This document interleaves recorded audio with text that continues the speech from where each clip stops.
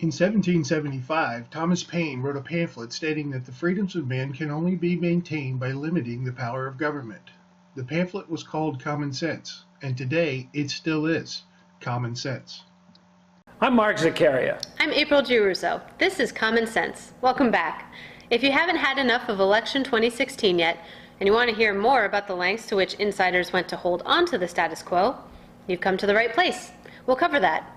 If you have neighbors who rely on government stipends to make ends meet, you might want to invite them to your house for dinner sometime very soon. You also might want to stay tuned for our analysis of why the state has abandoned them so suddenly. Or, if you're forward-looking and want to know what we think last week's election means to our General Assembly in the upcoming session, you too will find just what you came to Common Sense to hear. And there's so much more. Following news analysis, Mark will take you to Wyoming. No, not the state. The village in Richmond, RI. That hamlet is home to Vibeco Incorporated, and its boss, Karl Wadensten. Karl will team up with longtime activist Bill Felkner to be the subject of Mark's in-depth interview this week. Karl and Bill's latest adventure in public service has been in support of Question 2 on last week's ballot. We'll hear from them just how they feel about the outcome of the election. In between segments of that panel discussion, Mark and I will pop back in to ask the show's favorite rhetorical question, are you kidding me? As usual, we will turn to commentator Jeff Richard to bring us home with his insights on life in Rhode Island. In other words, we have a power-packed lineup. So let's get started. Mark? Thanks, April. Campaign contributions, money, has frequently been referred to as the mother's milk of politics. Exaggerated money, though, can distend the political process, producing mutant results. Political insiders here in Rhode Island have long been accused of practicing contribution gluttony in their local campaigns. Last week's election saw a clear example of that aberration in terms so stark it begs for further examination. Catherine Gregg, writing in the Providence Journal, closely followed the contest for the Rhode Island House seat in District 15. That's the race which pitted current Speaker Nick Mattiello against a strong challenger in attorney Steve Frias. As Speaker, Mr. Mattiello was in line for substantial campaign contributions from lobbyists, traditional big Democrat donors, and even other members of his own caucus. In a state where the average House race costs only $15,000, Kathy Gregg rightly asked the question of how the Speaker managed to spend over $100,000 in this race, as he reported to the Board of Elections. Sure, his lawn signs were in evidence around the district and beyond, but he didn't buy up every page of every edition of the Cranston Herald as he might have with that kind of a spend. So where did the money go? One answer came to light as a result of Ms. Gregg's inquiry. There had been a Republican primary for this seat where Frias met anti-vaccine activist Shauna Lawton to determine who would face Mattiello. Following her loss in that undercard bout, Ms. Lawton not only publicly endorsed Nick Mattiello, but she sent a mailer with that message to most, if not all, of the voters in District 15. Again, Kathy Gregg's reporting pointed out that following the primary, Lawton reported only $43.34 remaining in her campaign account. Where did the $1,000 or $2,000 come from to pay for a 5,000-piece mailer? As an activist in the anti-vaccine movement, Ms. Lawton is also an active member of a number of blogs and chat rooms on this topic. It didn't take much sleuthing for Gregg to unearth several posted conversations in which the Republican Lawton explained to her cohorts that she would endorse the Democrat Mattiello in return for his promise of early consideration of legislation in the next session which would be favorable to their cause. Aha, quid pro quo. Or, in English, that's a no-no, Nick. All this points up the lopsided barriers challenges to the supermajority have always faced in trying to balance the chambers in our General Assembly. Those barriers are easily financed by the largesse commanded by those in House and Senate leadership. Since paying for excessive insurance against political loss is so easy, it's also easy for members of leadership to cross a line or two in protecting themselves. This may be the most public transgression of this nature in the recently concluded election, but it is certainly not the only example. April? Thanks, Mark. Now for an update, ladies and gentlemen, on the Unified Health Infrastructure Project, or UHIP, which launched September 13th. That's the replacement computer system, which is supposed to match those in need of state assistance with the actual programs available to help them. The launch of this new tool has been a challenge, to say the least. The first of the month came, as it always does, only this month there were fewer checks in the mail from the state to its Department of Human Service clients. The reason, of course, is the fact that the brand new $360 million plus UHIP computer system can't handle the load. It's bad enough that not all existing payees saw their checks. Worse yet is the fact that any new clients or any needing a change in status or coverage were virtually out of luck. As you might imagine, there's a constant turnover of those seeking unemployment benefits as well as status changes, both up and down, in food stamp eligibility and a number of other entitlements. For all intents and purposes, those new or changed accounts are out of luck for the immediate future. That will cause quite a bit of pain and suffering in families all over the Ocean State who have just lost a job or gained an extra mouth to feed. It could become a tremendous political problem as elected officials start hearing from constituents in real financial stress. It could also become a problem with no easy or immediate fix. The failure of DHS's unified health infrastructure systems bears all the hallmarks of a software development project that was miserably managed by the administration. Alicia Pina, writing in the Providence Journal, has reported that state employees overseeing the UHIP development were constantly changing the basic task by constantly adding new features to the functional specification. Not only did this moving target for completion result in huge overages of both time and money, but also in the distension of the testing schedule needed to make sure UHIP was actually unified. When the pressure from financially strapped DHS clients gets so intense that the governor issues an all-hands-on-deck order to fix this system, it will still require weeks of testing and patch coding to make it work. The only choice for keeping the railroad running in the meantime will be to go to manual processing of the new requests and all checks. That may take care of some needy clients. It will certainly cause much pain and suffering throughout the administrative staff of the Department of Human Services, who will be called on to perform this heretofore undocumented and untried paperwork. In short, UHIP is a mess, and it is one that will keep becoming acute on the 1st and 15th of every month for the next half year or so. Mark? Thanks again, April. As we speak, the smoke is still clearing from last week's election. One clear winner is already emerging in Rhode Island General Assembly, though.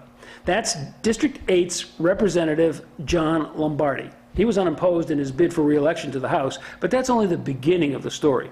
Lombardi has previously served some 18 years on the Providence City Council.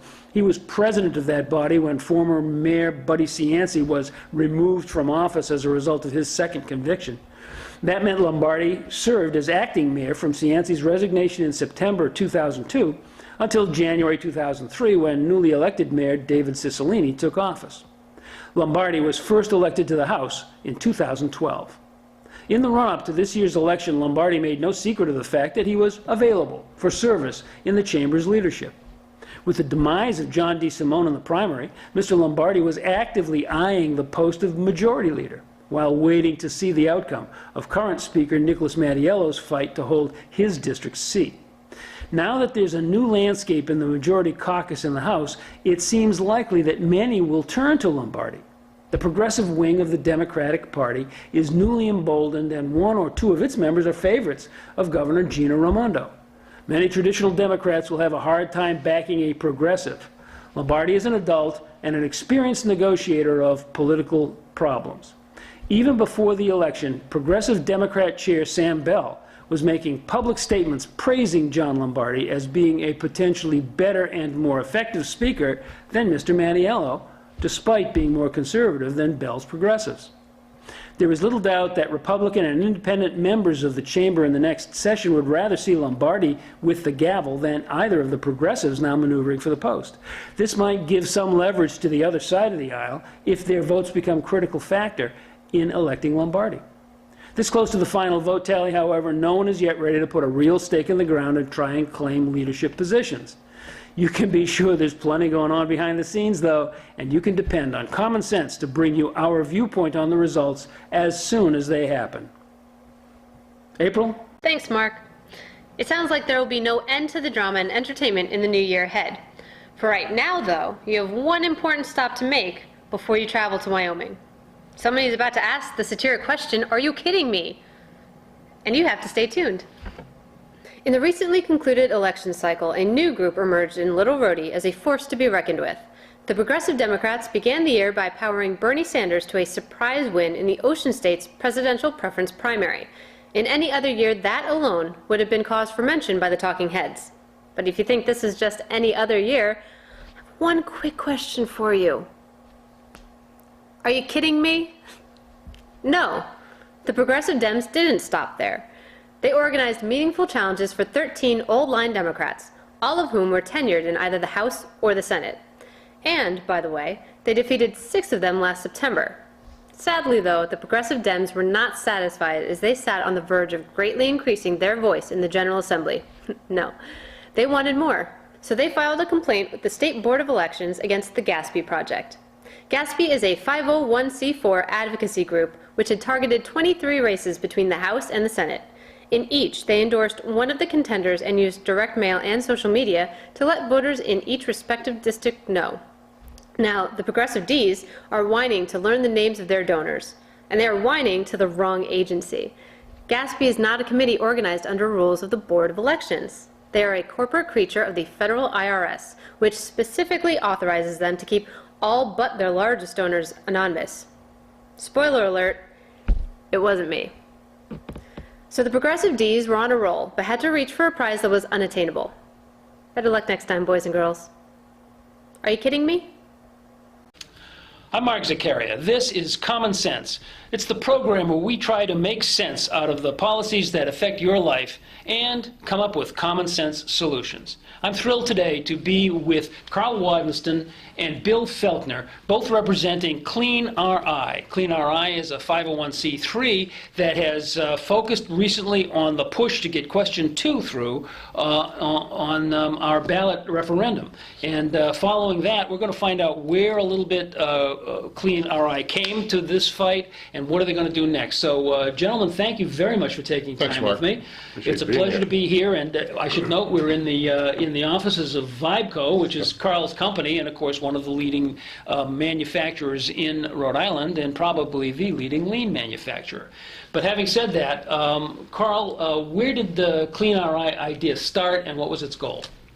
Well, I think that the ClearRI idea came from Bill, who's been a champion for us here and just helping us to find out to get more engaged in the state and get more engaged in things that will make us more competitive and just a better state to be part of. So it was some dialogue with Bill, and I think that the group was looking for leaders in the state that had a common sense approach to some of the building blocks that we need to have in our state to be competitive, and also to have the transparency that people talk about so frequently starts with an ethics bill, right? So, Bill, ethics as the foundation for an appropriate business environment. Is that what you'd say? Well, that's certainly what brought me to Karl. And you know, I'll step back here a second. The clean idea actually started not this legislative session, but before. And there was an article in the paper where Speaker Mattiello was quoted as saying he didn't see a lot of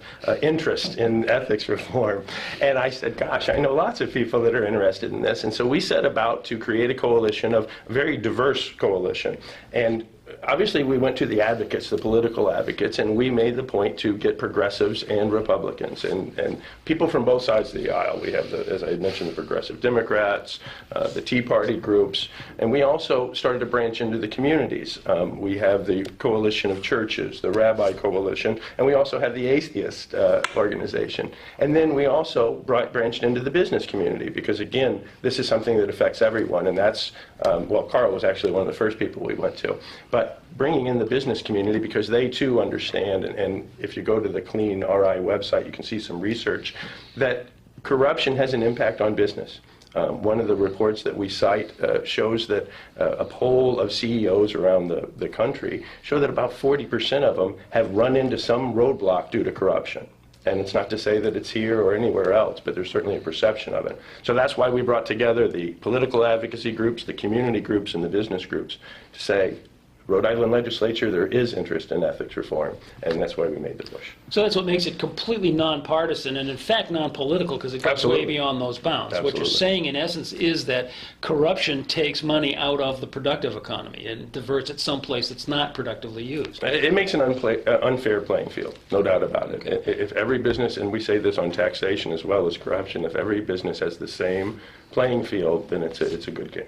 So with that history, you organized this group, which has accumulated members from all walks of life and way Correct. beyond just the political sphere. Absolutely. However, the thing that has brought it to light recently is the political fight that you guys were involved with Question 2, with reasserting the authority of the Ethics Commission over state legislators, Yes. since that it had been stripped away in 2009. Okay. Talk a little bit about that and how it went right up to Election Day. Let me just make one point, that Bill talked about, that the article that spurred this on is that I think most Rhode Island citizens and most people in the state just assume that there is an ethics Yes. code. Yes. They would Yes, just make an really assumption. And so many times in the public sectors we make assumptions that certain things are happening, and they may not be. So the ethics piece, when the speaker potentially thought that people weren't interested, is people weren't informed. So the ClearRI was a piece to get people informed, and I think that's what Bill and a lot of the other people in the group are, just to get the information out there, because we can't make decisions on things and have input if we're not informed of what the current condition is. So the current condition is kind of, and I don't want to say laissez-faire, hands-off, but it has very little impact on people, and that's enforceable as well, to say, guys, to be a state, to operate in the new millennium here, we need to have these things are fundamentals. They can't just be assumed things that are happening. They have to be actual processes for clarity, because you talk about that the corruption or non-ethics creates a lot of cost to business. Yes, because you have unclear, unpredictable, unreliable outcomes. It's an uneven playing field, It's absolutely. an uneven playing field. Yeah. And that's where you need this even playing field. And that's, the business community deals with this every day, because or else we're out of business. In the public sector, if we don't have this, potentially we're out of business because companies don't want to come here. People That's right. don't want to invest in a state because they don't have clarity, they don't have predictability and reliability. So sorry, Mark, I just wanted to make that clear. Hey, Karl, if I may say, it is greatly to your credit that you interpret the speaker's statement as being a misread of uninformed voters, Yeah. rather than being spin. Yeah. Cynics among us might look at it the other way. At any event, so with that clarified, let's talk a little bit about the push that you guys have made up to Election Day, which was last Tuesday, and the push for Question 2. Well, actually, I need to go back 30 years. Okay. to do this. It's going to be a long show. Yes, a slightly longer interview. I'll make it as brief as possible, because a lot of people don't understand the history of this. Firstly, it's very rare for the people, you and I, to be able to make laws. It's only even an option for us once every 10 years with the Constitutional Convention. And the last time we had one, in 1985, the people voted to create two pieces of legislation or articles in the Constitution. One was separation of powers, which we still talk about to this day on what a great benefit it was. And for people out there that don't know the history of this, before we had separation of powers, that's when legislators would actually put people on things like the pension board that created some of the problems that we have today. So that separation of powers has been a godsend to the state. And then it also created an ethics commission. And the ethics commission, quite simply, had the job of investigating and prosecuting ethical or conflicts of interest for any elected or appointed official. Things went fine from '86 until 2009, when the Senate President, William Irons, who was under investigation, sued the Ethics Commission, saying you don't have the authority to do this. And the majority of judges agreed with him. Not to say that we didn't have the authority to have an Ethics Commission. They simply said we wrote the bill wrong. We wrote the little piece in the Constitution wrong, and all you had to do was fix that. 7 years later, we've finally been able to fix it. And that really speaks to the difficulty of working with the General Assembly. I mean, I remember, again, we lost it in '09. I remember in 2010, then Speaker Gordon Fox said, we're going to fix this. We're with you guys. Had a bill, put it in, and I know we'll get back to this after the break, but that bill died in Senate. And so, again, the battle continues every year. So clearly it has not been in the best interests of the members of the House and the Senate themselves, and so there has been a bit of foot dragging, that you might say. Yeah, and there's always nuances, and that's where these things get stuck, and trying not to be judgmental. I would be happy to expand on some of those, but the end result is we didn't get it done until today. Well, you're more of a diplomat than I might have been, but congratulations anyways. And for right now, we'll leave it at that for the moment. Ladies and gentlemen, we're about to take our first break, but this is a four-part interview, so please stay tuned. However, I have it on good authority that someone is about to ask the question, are you kidding me? Throughout the recently concluded political campaign, Rhode Island Democrats assiduously avoided bringing out one of their most powerful door-to-door weapons. Nary a one of the Ds standing for office mentioned anything about an endorsement from the sitting governor of their party. Not even scheduled public appearances or door-knocking photo ops with Her Excellency. Do you think that was out of a sense of fair play when considering their Republican and independent adversaries? Are you kidding me? It's more like Ms. Raimondo had a case of political cooties. None of her fellow Democrats wanted to be contaminated by contact that was too close. Kate Nagel, writing in Go Local Prov, described the reaction of Representative Lauren Carson of Newport, herself locked in a tough fight with Republican Mike Smith. Quote, I didn't think of it really, unquote, said Carson. Everyone who has taken Retail Campaigning 101 has thought of the concept of borrowed interest. The real reason must be that neither Carson nor any of her Democrat brethren think that Raimondo is interesting enough to borrow. Okay, I guess politics is a blood sport and things change quickly. Are you kidding me?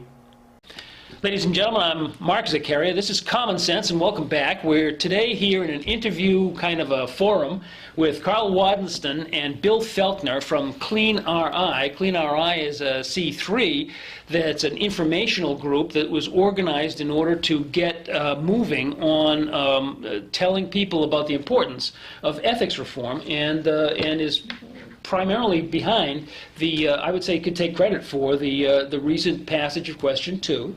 Well, I hate to do that. There's been so many people that have worked so hard. Honestly, Common Cause, Operation Clean Government, League of Women Voters. All of whom are members of ClearRI. They are. So the coalition, as a group, has gotten together and reasserted the authority of the Ethics Commission over legislators. Can you talk a little bit about how that campaign evolved and what changes might have had to happen to get it done? Sure. As I mentioned in the first segment, we were created because of that article, and where it was stated that there wasn't a lot of interest in ethics reform, and we wanted to show that there was a great, wide, diverse interest in it. And so our mission was simply to educate the people on who supports it and why. And we would put out the information that they would supply. We would put out research information on why it was a good idea, etc. But once we knew we had a bill and that it had passed, the next job was to get it to pass on November 8th, which is actually in the past now as we're speaking. So we could no longer be an education entity. We had to create a new entity that could legally say, vote for this bill. And that is the creation of the Rhode Island Coalition for Ethics Reform. And the board members of that coalition are the founding people that have worked on this for so long: Common Cause, Operation Clean Government, League of Women Voters, and ClearRI. Let me stop you just for 1 second. Sure. The Rhode Island Coalition for Ethics Reform was presumably a C4, which is an advocacy group. Correct. You can take a stand and push that stand versus the C3 for ClearRI, Exactly. which was essentially a research group, and here's some information, please read it. Right. Yes, exactly. Yeah. Good. So we created that some months ago and went out and found people to do PR for us, do polling for us, do everything that goes into a campaign. And again, there's more experienced and knowledgeable people on that, so we went out and got them to do that. We are just the entity that directs them. Well, every good intersection has to have a traffic cop. Yeah. So you want to really think about, if you go to the ClearRI website, and Bill talked And about Yes on 2, excuse me, Karl. The Yes on 2 Yeah. is for the new entity that actually says vote on this, and that's yeson2ri.org. Right. And if you look at just all the groups on there, Mark, that is a considerable amount of people that that Bill and the team try to focus together and say, guys, we all have the same goal. We all have the same passion around this.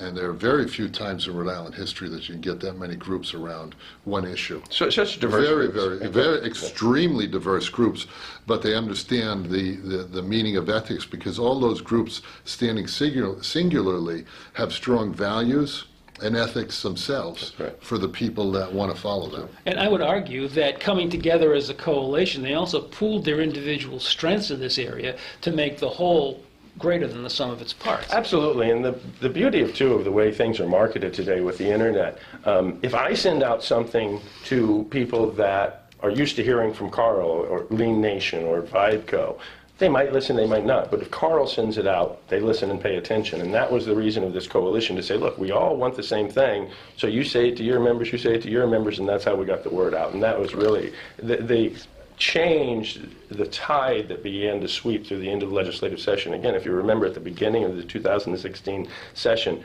the Speaker Mattiello would have nothing to do with this. And then, of course, we had the perfect storm of Gallison and Carnival, and all of a sudden this coalition pushing it behind, and then all of a sudden the Speaker is sponsoring the bill.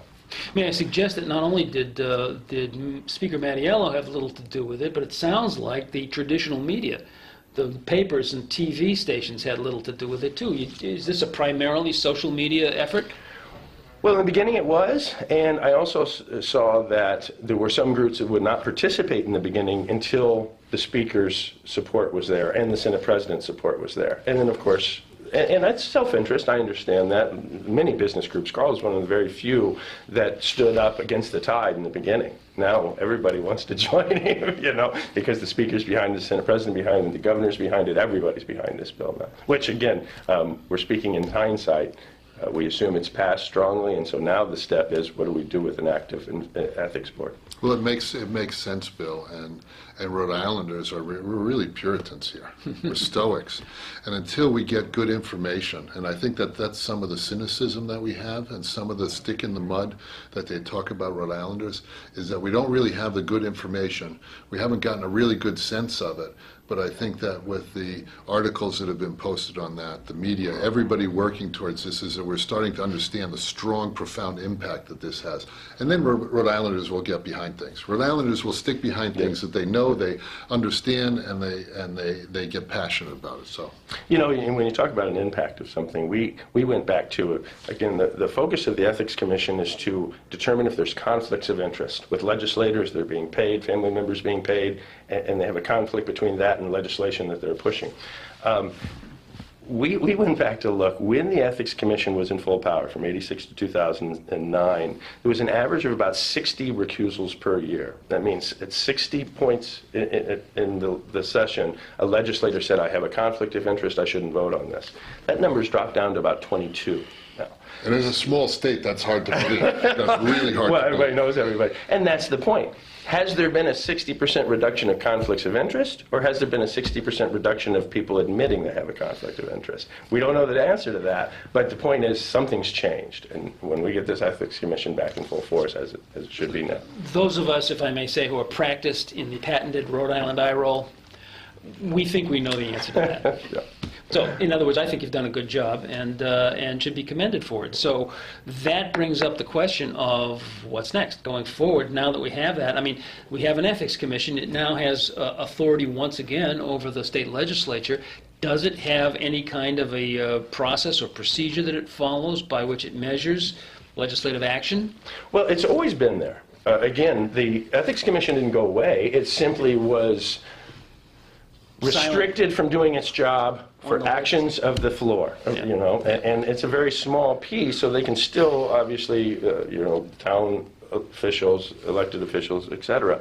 It's just what they do there. But the big difference is there have been legislators that have contacted the Ethics Commission to say, hey, do I have a conflict here? And they can't respond to them because they're just not allowed to. Now they can. So the first step would be to provide more information. And I know Karl's mentioned before of how the Ethics Commission has worked with the Commerce Corp. Yeah. So it's important. This first step is to educate the legislators on what their responsibilities and rules are. After that, really what we found in the past was that when you had an active Ethics Commission, people became more aware. they became more involved, and you had more people feeling like, the Ethics Commission provides two duties. Number one, it provides the people an ability to fix something they see as a problem, but it also protects legislators in a sense because it's a vetting process so that people aren't throwing bombs at them all the time. It's a resource that legislators can use. Yes, so, Sure. So for frame of reference, I still sit on the Commerce Board, and I'd say that in the length of time that we've had when we go to session and we vote on different things, that we've had quite a few recusals. And I bet you we've had 22 recusals at least in the last few years just of that small group. Really? So just as a sampling, I think it would get bigger outside. Well, listen, with that, gentlemen, we're having a great discussion here, but we are up against the clock, so we'll take a break here. We'll ask the question again, are you kidding me? And then we'll be back with Karl Wadensten and Bill Felkner. In the week before the election, 2nd District congressional candidate Jeff Johnson was seen out on Route 102 somewhere between Green Pond and Chepachet, headed south. The independent candidate pledged to walk the length and breadth of the district in his bid to replace incumbent Jim Langevin. He stopped frequently on his line of march to talk to unsuspecting voters he encountered along the way. And the reception he got? Are you kidding me? Most folks are out of doors this time of year because they have chores to do. One farmer in western Coventry was interrupted as he was trying to get his hayfield mowed one more time before the first freeze. There was no immediate word on how Johnson's message of protest for war, climate change, and injustices in Palestine resonated with the stoic swamp Yankee. Later in Cranston, Johnson's entourage encountered a retired state worker out walking her dog. To the candidate's declaration that he was against the power plant in Burrillville, the woman asked how he proposed to keep the lights on. She didn't remain for the entire exposition on renewable energy. It seemed the dog's needs trumped her political curiosity. And so it went. The small campaign parade marched on and was not actually reported missing until 2 days after the election, when they'd still failed to return. At their last sighting, the little band of independents was said to be living off the land somewhere in South County. For Christmas, let's all chip in and get them a calendar. Are you kidding me? We are always hearing about how our little state is at the bottom of all the good lists and the top of all the bad lists. Now comes WalletHub.com, a personal finance website which has ranked the 150 top U.S. population centers by how much fun they are for day-to-day living. Providence came in at number 23 on that hit parade. Okay, maybe not awesome, but it's still in like the 85th percentile. Are you kidding me? Rankings included weighted scores for entertainment and recreation versus entertainment and parties. Providence came in 86th in the recreation category, but 9th on the one for parties. When it came to factoring in costs, however, we were at 111th. So you see how the net score is a composite of various factors, each of which might mean more to you than to me. As I looked through the rankings, though, I saw that this composite scoring created some strange anomalies. Providence is 23rd, but 22nd is Baltimore. Oh. Have you been to the Inner Harbor recently? So I looked for some of the most notable U.S. nightlife destinations, just to see if WalletHub agreed with Giarrusso on what's hot and what's not. Chicago came in at 81, Dallas at 91, Los Angeles was rated 110th most fun town in America. What? New York City ranked 121st?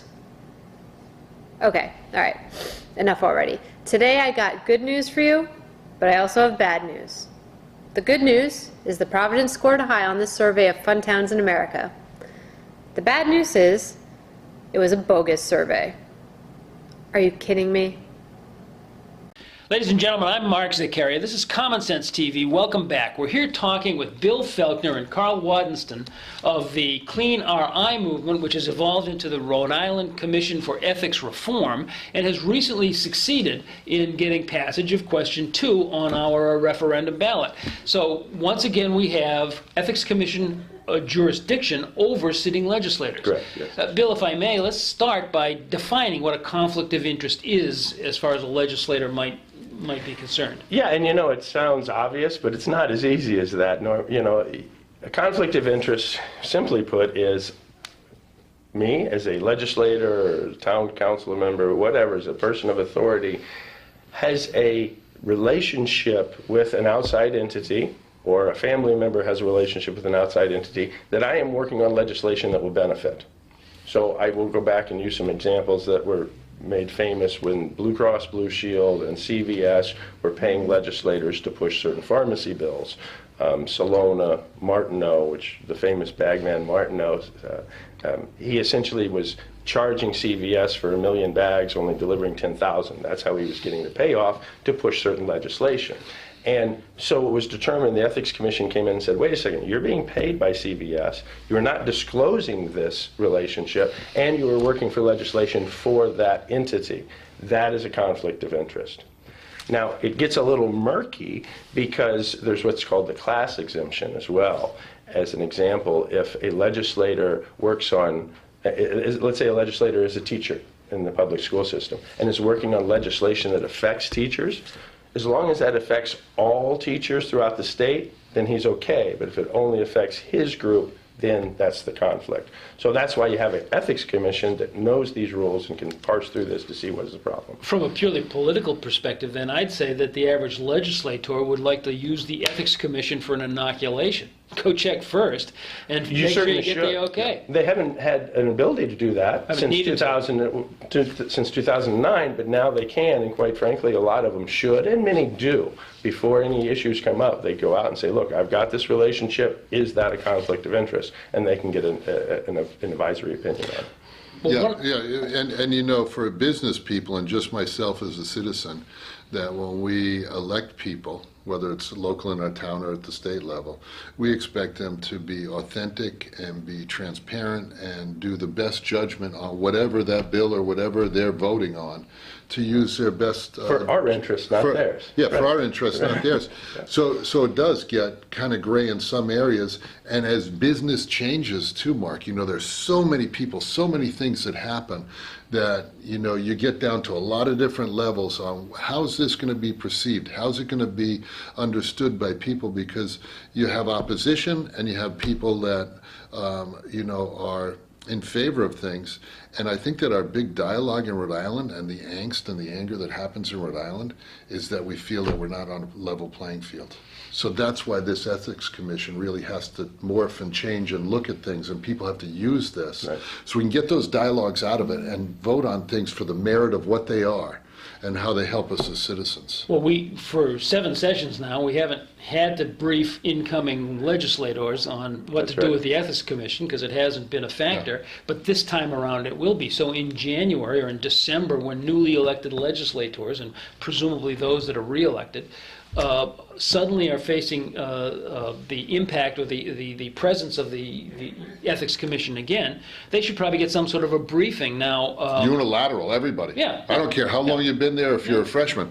This is a must-do, can't fail. But Karl, you had mentioned before during the break about the briefing that you received from the Ethics Commission for Commerce RI. Tell us a little bit about that, and let's think about what we're asking for our new legislators to receive. Yeah, so when Governor Chafee was first elected into office and we had renamed Rhode Island EDC, or the RIEDC, to Commerce Corp Rhode Island, we had asked to have a briefing by the Ethics Commission. So 2 of the lead members there came to our group, and it was an 8-hour session. It was a long session, and you know, it might have been a little bit different than elected officials, because most of the people are business people or have been out in the public in some format and held to some kind of accountability from their organization or whatever groups. So that discussion was very lively, it was extremely informative, and boy, there were a lot of nuances, as we found out as business owners, and a lot of feedback back and forth about how we'd handle things and, you know, what it looks like in the public sector. Sounds like it really wasn't death by PowerPoint. It was actually, there really was 8 hours worth of meat for the ethics people to go through. There was a lot of questions and a lot of insight into this, and to do our jobs, just because the people, my fellow board members, are where we want to perform is up here. We don't want to have that ability. And I talked about the last segment that I see recusals on a regular basis, that people step aside, you know, when there's a vote. Commend everybody, but we have a deeper understanding. And at the end of this session, to my surprise, when we talked to these people from the Ethics Commission, who are very, very smart, very intuitive, they said, you know what, Rhode Island's behind all the other states. And they were talking about not just a year or 2 years, they were talking decades in the way that we have to get up to par with what other states are doing in the transparency. Yeah, but I think the point to make is that for the upcoming session of the Rhode Island legislature, for all the newly elected and re-elected members, the entire membership of both chambers, there's a serious briefing that has to take place, and they have to be there for it, and they have to understand, because they're going into a slightly new environment here, and they don't want to stumble. Yeah, Yeah, absolutely. and I don't know how you can. Are they allowed to mandate things like this when you're a newly elected official? I mean, you're in the private sector. You come into a job. There's certain things that you have to do where you don't work. Right. I don't know if they do or not, but it certainly would be a good idea for their own sakes. The Speaker of the House and the President of the Senate are certainly Can make that decision. Can decide to mandate that their members have to go do this, and I would say it would be very wise politically for them to do so. Yeah, and I think that the Speaker and the President of the Senate would be remiss, especially after seeing the overwhelming support for this, would be remiss in not having this as mandate one. And I know for the governor's office, with all the work that she's doing and what we're trying to do at Commerce Corp, if we really draw the line and say this is a new day for Rhode Island, this will change the way Rhode Island's perceived throughout the other states. No doubt. I would say the first thing that should happen, as you say, in this next legislative session, is to get the Ethics Commission in there and review the rules. Make sure everybody understands what is expected of them. Next, I would expect every legislator to go a step beyond that and protect themselves. Anytime they have a question in their mind about something, whether there's a conflict or not, contact the Ethics Commission, get an advisory opinion on it. And lastly, for the people out there, we now have an Ethics Commission that has teeth. And so if you see something going on there, you think about it, contact Clean if you want. We'll handle it, or contact the Ethics Commission directly. The point is that we have a mechanism to clean up Rhode Island, and so let's use it. That's great. Now we have about a minute left in this segment. Let's just talk for a minute about Clean and what happens next there, and then Rhode Island Coalition for Ethics Reform, what happens there? Well, going to the second part of that, Rhode Island Coalition for Ethics Reform, its job is to pass this bill. We've done it, so that's it. We are not continuing this coalition for anything else. So this C4 is going to cease to exist? Exactly. Yeah, it had a singular mission to get this bill passed. Great. And that's what it's about. As for Clean? Well, we'll see how this comes through. Again, it's just passed. I don't know how the General Assembly is going to take to it and what will happen. People know me. You guys know me. I've been in the business for a while.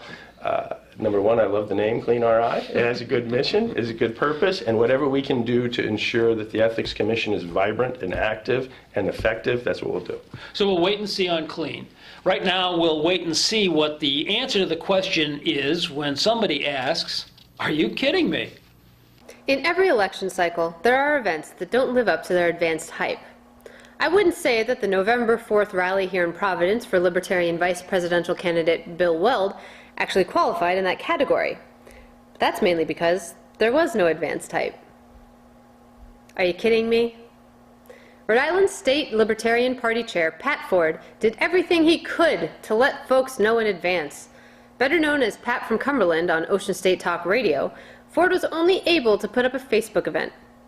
Hey, the Libertarians have been trying to prove they can run a credible national campaign on the kind of budget the late Bob Healy would have regarded as stingy.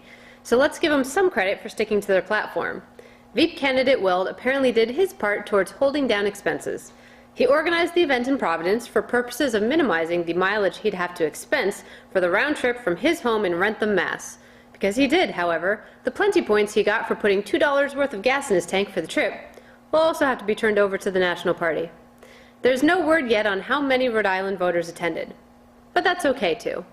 As of the date of our taping, no one has asked for that number either. So would you say that the Libertarian ticket had only a small impact on the election results here in Little Rhodey? Are you kidding me? Futurist and author Arthur C. Clarke famously remarked, "Two possibilities exist. Either we are alone in the universe or we are not. Both are equally terrifying." Well, we may have been alone in the universe at one time, but today, if you're inclined to express yourself on Twitter, you're never alone, and your words will live on forever. Are you kidding me? Republican presidential candidate Donald Trump has proved and reproved that axiom this election cycle. Now, gubernatorial chief of staff Brett Smiley has shown us the way once again. During the second presidential debate, Mr. Smiley unleashed an epithet-laced cascade of tweets. Ironically, the target of his vitriol was the aforementioned pioneer of the ill-chosen tweet, Donald J. Trump himself. There's a certain symmetry there, don't you think? Apparently, it was a slow enough news cycle that Mr. Smiley's tweet tirade drew some media attention. Governor Raimondo let him off the hook by suggesting that he was speaking for himself, not the administration. GOP state chair Brandon Bell let Smiley off the hook, too. He told Go Local Prov, quote, who am I to say anything, unquote. It may not be over for Smiley yet, though. The one player in this piece who has yet to weigh in on how he feels about Brett Smiley's comments is the GOP nominee himself. Hey, if he starts in on his Rhode Island adversary, then Mr. Smiley may find that he's bitten off more than he can chew. Are you kidding me? Ladies and gentlemen, I'm Mark Zaccaria. Thanks for tuning in with us and staying with us to our last segment of this fascinating interview with Karl Wadensten and Bill Felkner of ClearRI and the RI Commission for Ethics Reform. We're talking about the recently passed Question 2 initiative that's going to reassert Ethics Commission authority over state legislators, and we've gone through that in great detail. Now, gentlemen, let's look a little bit forward and what happens next. What new worlds are there to conquer, and how can real, ordinary Rhode Islanders see the benefits of having this Ethics Commission authority over their legislature? Well, if I may, firstly, as we said before, the first step is for the legislature to start taking advantage of the knowledge that's out there. Get the Ethics Commission in there, review what you can do, what you shouldn't do, and then ask for opinions.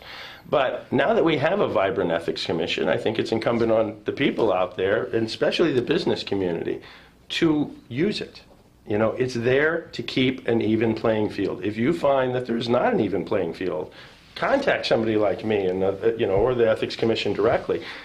These are the things that need to be brought out. For 7 years, we have not had an authority to dig into these things, and now that we do, we need to use it. So in addition to legislators having to come to grips with what their responsibilities are now that this authority has been reasserted, Right. Average individual Rhode Islanders should look around and understand that this new environment gives them the authority to go to a special interest group or direct to the Ethics Commission and say, hey, what's going on? Yeah, I've always said the Ethics Commission provides a function for not just the people, the regular taxpayers, but also the legislature. Because there's lots of people out there that are always going to make accusations, and this is a vetting process. And again, and ClearRI can step in and is considered this to be a vetting point. Because the business community, they see things, they know things, but it's very difficult for them to stick their neck out. Karl's a very rare exception. You have Alan Hassenfeld, John Hazen-White, and Karl Wadensten, quite frankly, in the state. Those are the only three people that, I don't want to use the word courage because it infers the other ones don't, but they're bulletproof. Okay, or at least you feel it's bulletproof. But the point is that they've stood up against the tide. We're convicted. No, that's a bad word too, but we have conviction. Conviction, that's a much better one. Convicted. But the point is that they know things, they see things, they understand the way things work, but they are not in a position to do something about it all the time. Karl's got a business to run. So come to somebody like Clean. We can vet these these situations, dig into them, find out really, is it a conflict or not, in our opinion, and once we determine if it were, then we take it to the Ethics Commission and they can push it forward. So Clean as a C3, which is going to remain in operation Correct. in the future, is one of the potential sources that ordinary Rhode Islanders could use in order to forward an ethics question, if not a complaint. People can always go to the Ethics Commission directly. That's what they're there for. But some of us that might have a little more experience, they may feel more comfortable or anonymity. So I want to ask you guys one question, because the opportunity here, if I go to the Ethics Commission and I want to get a sense of improprietary, on a decision, is that something that's done in confidentiality? No. Or it isn't? No. Matter of fact, the Ethics Commission is required to make public what the issue is. Okay, what the so complaints if are. it's made public and it's public information, what a great opportunity for Rhode Island citizens as we go to the polls in future elections to see that we have really authentic leadership, whether it's in the House or the Senate, people that are going up there for all the right reasons that we want government to work. I don't care which party you're with, but we want people to be conscious of this.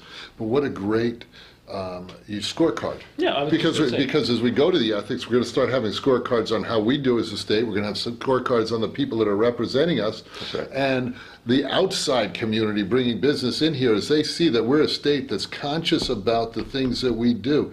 That's when companies want to come here. That's when organizations want to expand, that they say, you know what, these guys are really playing in an ethical and a business-like fashion, that the playing field is even. Yeah, I go back to that report that we have on the ClearRI website, the study of CEOs around the country, when I think it was actually 41% said they were restricted for a market or did not go into a market because of perceived or found corruption. So It's there just was, reality. there was a piece, and I don't know if we want to regress here a little bit. There was a piece we met Jeffrey Bornstein, who's the COO of GE, with one of the groups that I belong to. We went to an event and they're developing the Boston Seaport.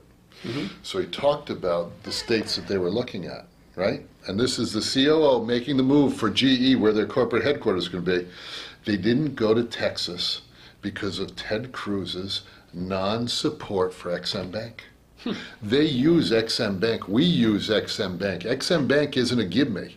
And, you know, they left Connecticut because of a lot of the things that happened with Dodd-Frank and just finance, because GE was big into finance, but the restrictions just made it impossible for them to compete. So businesses do this, Bill. And he was honest with us and spoke to us about it. And we really do this because we want to support things that are fair for our businesses, but fair for the country as well. But you know, what happens in that situation, the business says, I'm not going to do it. But my job is still to do what I got to do, so they go over here. Well, that's where clean, where Karl's- somebody else can step in, because it still needs to be fixed. Karl's Correct. point in our first segment, that there are actual dollars and cents benefits for regular Rhode Islanders to having a more ethical state government, Absolutely, is, right. is highlighted by that very thing. We will not get the likes of a GE unless and until we can give them the environment where they can do business and not have any of these excess costs sucked out of their overhead. Yeah, see, for the private sector, the association of the people that you sell to, the people you buy from, the people in your organization are a reflection of your core values. And, you know, companies that are big, whether it's GE, whether it's one of the big food companies, if they have you got to help me with this. Improprieties. Improprieties. But if they have that, you lose large market segments of people, because people don't buy from just the company. They buy from the emotional connection of the company. They go to the state that they have an emotional connection and that they can feel that they're in alignment with core values that they have. And someone famous said it, and I don't know who it is, but culture eats strategy for breakfast. So imagine if we have never heard that. That's imagine if we have that culture in Rhode Island. You can strategize all you want, but the culture far overcomes the strategy, and you win. Yeah. You've just done the opening lecture in Brand Development 101. There you go. And you know, and if I There may, you this is go. an issue that when you talk about, it's not obscure little things that are happening off the side. I mentioned Blue Cross and CVS before, wrapped up in that scandal. Let's not forget about the Three Stooges in North Providence. That was Stop and Shop. These are major companies, and if they have to be here, then they realize they have to play the game. We've got to change that game, and we've got to make an uneven playing field for everybody, so only those few that seem to have the money can get it done.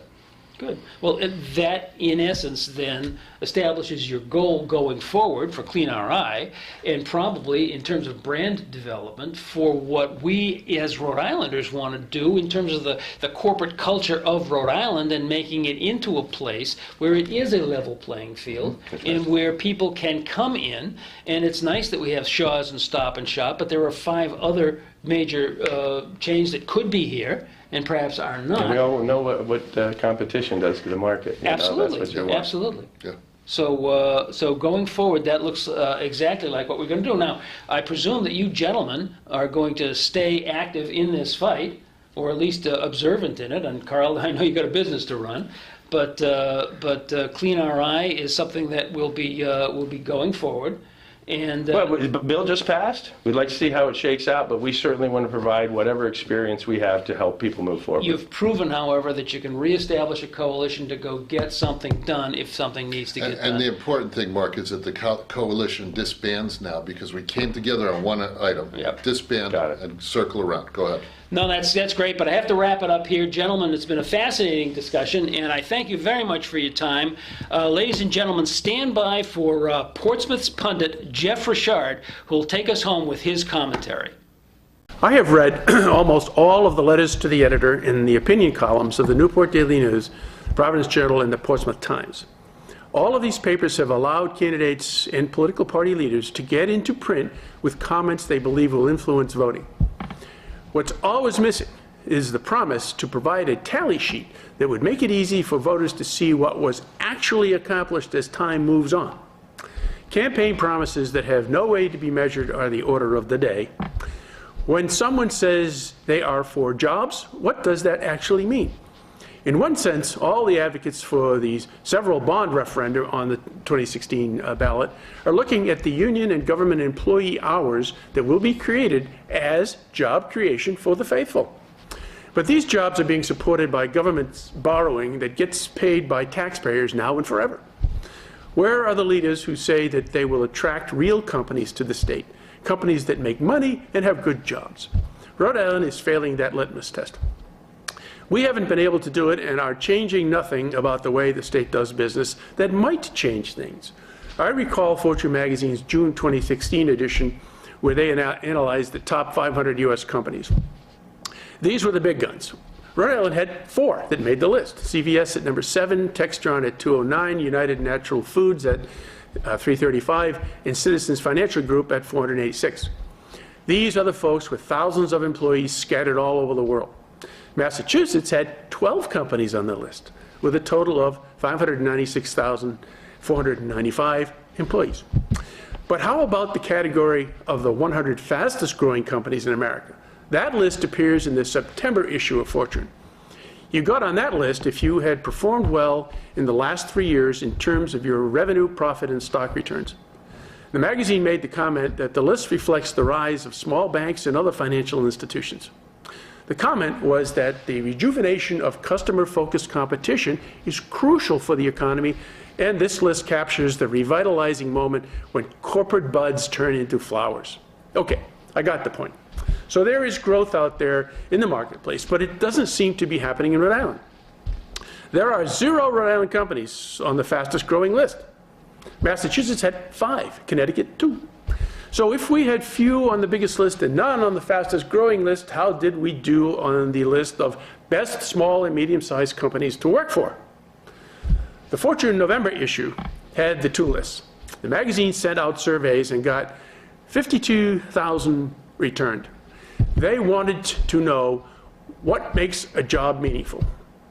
They looked at sense of mission, trust from managers, and autonomy for workers, as well as the culture of teamwork and communication. They chose the top 50 small companies with 10 to 99 U.S. employees, and again, the top 50 of medium-sized companies, 100 to 999 employees. We frequently hear that the growth of smaller companies is more indicative of real growth than any other measure. So it would be best if a state could show that it is attracting this kind of company. The revenue growth at the companies on both lists averaged 3 times that of those that were surveyed but didn't make the cut to be on the list. So how did Rhode Island do? 0 would be the answer.